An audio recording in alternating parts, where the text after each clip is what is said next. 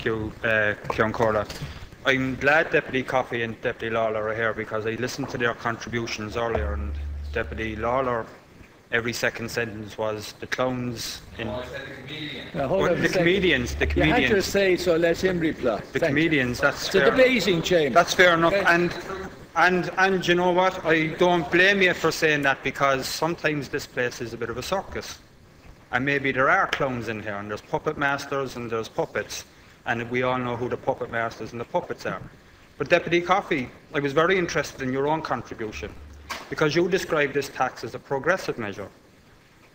Now, I don't know what planet you're living on, but you're not certainly living on planet Earth if you think that this particular tax is progressive. Because maybe you can explain to me how it's progressive that when the state recognises that people who lose their jobs, who don't have the financial means to support themselves, that the state steps in with financial intervention through social protection. And they assist those people because they recognise and they understand that they do not have the means to support themselves.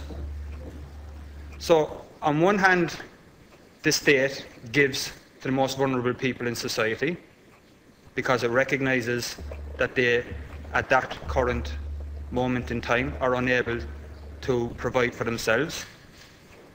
And while recognising that, you then come along with the other hand, while you're giving it to them over the counter, you're actually dipping your hand into their pocket, taking it back through a property tax. Now, there is nothing progressive about that. That's actually very regressive, disgraceful, and it's despicable. You also said that this legislation was populist, and Deputy Mitchell O'Connor criticised us for tabling this legislation as a waste of time. Well, this is the place you table legislation. And she said that 6 months ago, legislation was brought in to impose a property tax on the family home, and that this bill was a waste of time. Well, I don't see any legislation which is brought in to this House and is debated as a waste of time. That's what this institution is supposed to be for. You also said that it was easy for us in opposition to produce legislation like this. It was easy for us to be populist, to say what was popular, because we wouldn't have to back it up. And you, as a backbench government TD, and your colleagues in Cabinet, have to take the hard decisions. And I think that's the wrong debate. It's not about easy decisions and hard decisions. It's about right decisions and wrong decisions. And the right decision, in terms of regaining our economic sovereignty, is to ask those who can pay more to do just that. And the wrong decision is to ask those who have nothing else to give more.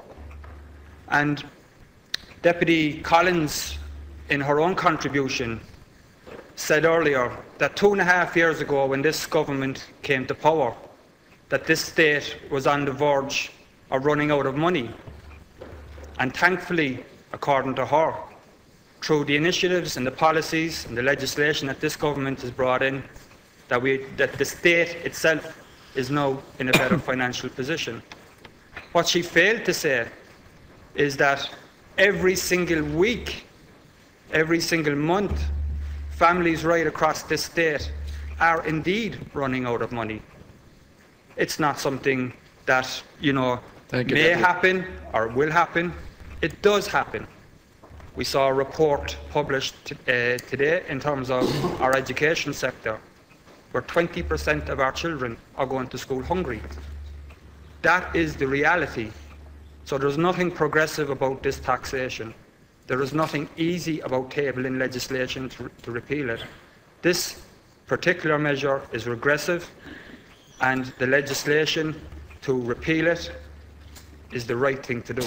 And maybe you need to look in the mirror, Deputy Coffey, and ask yourself who you're actually representing Is it the people who elected you? Is it the people? Is it the people who elected Deputy, you're over time. You're taking time from your colleague here. Is it the person that's looking back at you in your reflection?